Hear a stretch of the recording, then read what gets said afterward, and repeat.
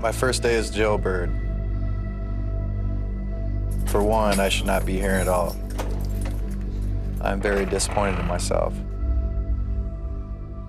I could hear people saying, "We got the baby Riley killer," kind of singing it. And that is when it all had begun, the journey through the second nightmare of my life. I was the furthest person to do this to Riley, but yet here I am. A wonderful family. They were living the dream, and it all just shattered. Will you do dance? Yeah. All right. Dance it up, baby. Kevin Fox is your all-American guy. A good union job as a painter. Melissa and Kevin went to high school together. They met after a volleyball game, and she asked him out for a date. We went to homecoming together, and we went to prom together. They were high school sweethearts. He's on the basketball team. She's a cheerleader.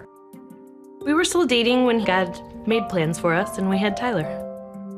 And then we got married when he was 3, and had Riley a year after that. He was just such a loving, doting father. I feel like that's what I was put on this earth to do, honestly. That's my joy in life. Riley.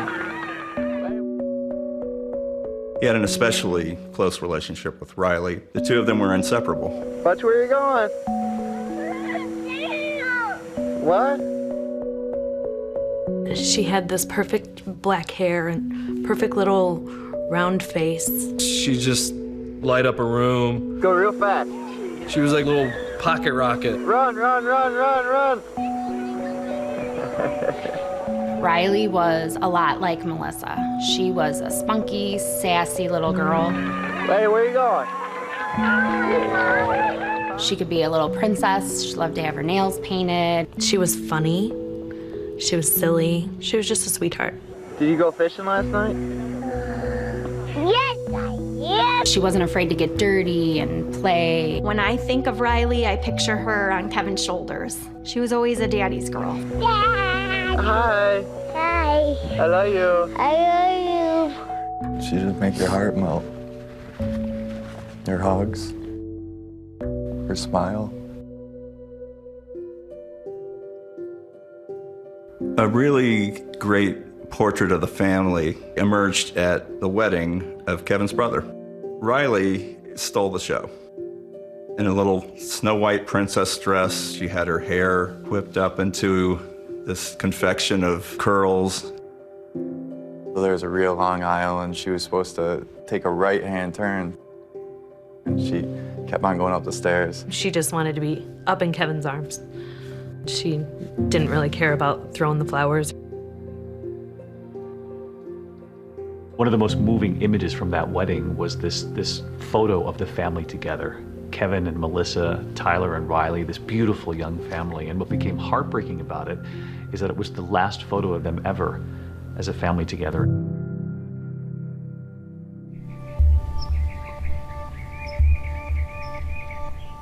The weekend of June 5th is a turning point in the lives of the Fox family. Mom goes out of town on a breast cancer walk. Got up early Saturday and started the walk. It was a beautiful day. It was hard, it was long, but we had a really good time together. We were just excited. We had matching shirts and shorts, and we got ribbons for our hair. Kevin and my brother Tony were going to go to a concert that night, Saturday night, and my mom had the kids. We went down to Belmont Music Fest, had some beers. Stayed there for a while. Right afterwards, we went to a burrito place and then went back to Wilmington. I know that you were partying somewhat. I mean, how big of an issue was alcohol that night? It wasn't a big issue at all. I had some beers. I was definitely not wasted. Kev was super adamant about picking the kids up at my mom's, but it was pretty late. I remember looking at the back of the car, and that was the last time I saw Riley.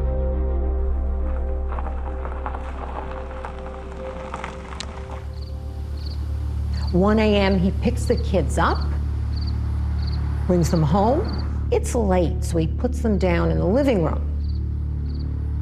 Because their beds weren't made, he places Tyler in a chair with an ottoman, and he puts Riley on the couch. Watched TV, went outside and got my smokes. Had a cigarette on the porch. He remembers looking around and not seeing anyone out on the streets. It was just dead quiet. And then I went to bed myself. You went to bed, the kids were sleeping in the living room. Yes. And what's the next thing that you remember? Tyler waking me up and said that Riley was gone.